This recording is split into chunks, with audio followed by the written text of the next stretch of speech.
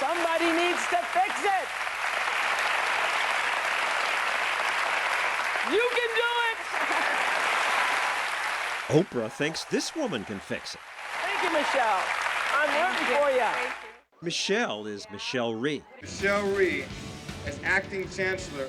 5 years ago, Mayor Adrian Fenty picked her to manage D.C.'s schools. You had never run a school system before. I had never run a school before, and that's why people thought that Adrian Fenty was nuts. You know, I was a 37-year-old girl from Toledo, Ohio. And people said, what? Who? Yeah.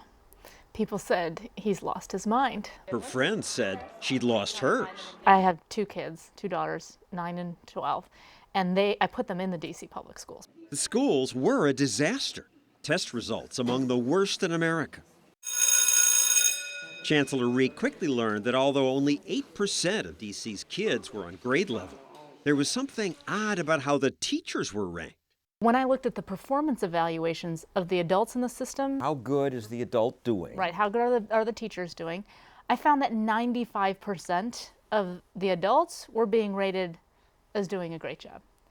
So how can you have a system where all the workers are thinking, we're doing a great job, a great job for our kids, and what we're producing for them is 8% success? She visited schools and saw empty classrooms. I walk into this one school. I go into the first classroom, 5 kids in the classroom. Second classroom, 9 kids. Third classroom, 3 kids, 7 kids.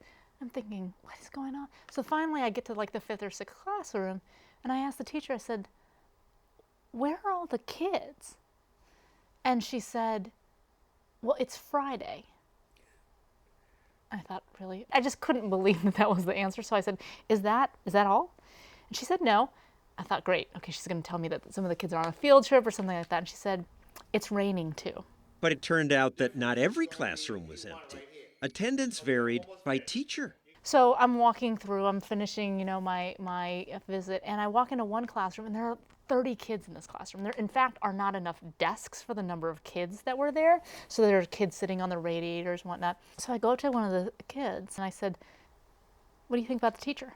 He said, this is my best teacher, bar none. As I was leaving the school, and this was about at 10 o'clock in the morning, that young man and 2 of his friends were walking out of the school in front of me. So I tapped him on the shoulder. I said, excuse me, young man, where do you think you're going? And they said to me, well, our first period teacher, the one that you saw, he's great, so we came to school. But our second period teacher is not so good, so we're going to roll. And I thought, okay, this is not the picture that the American public have in their minds of truants. These children were making a very conscious decision to wake up early and to come to school for first period because they knew they were going to get something out of it, and then to leave after that because they weren't going to get any value out of it. And this great teacher, he gets paid no more than all the other teachers. That's right. Gets paid no more. If we were doing seniority-based layoffs, would have gotten laid off first. So Rhee decided she'd pay good teachers more and fire bad teachers. And that did not go over particularly well. Rhee must go. Rhee must go. A few weeks into this, I was visited by my then general counsel, and he sort of comes rushing into my office, and he says, you've got to stop firing people. I said, what? Why? I mean, if people are not doing the jobs that they're supposed to be doing, we need to move them out. And he said, well, welcome to D.C. Public Schools, where we never fire anyone. But you did fire a lot of these people. Eventually we did. Rhee found a 90-day loophole that let her close some lousy schools and fire some teachers. There's nothing short of a firestorm surrounding the future of the D.C. public school system. 30 school principals are being terminated this No week. shortage of outrage tonight among parents and teachers. It was a plan, a plot, even before she took the job to get rid of people who have been around, who have tenure. So you fired 200 of 4,000 teachers. You closed 15% of the city's schools. Fired your own daughter's principal.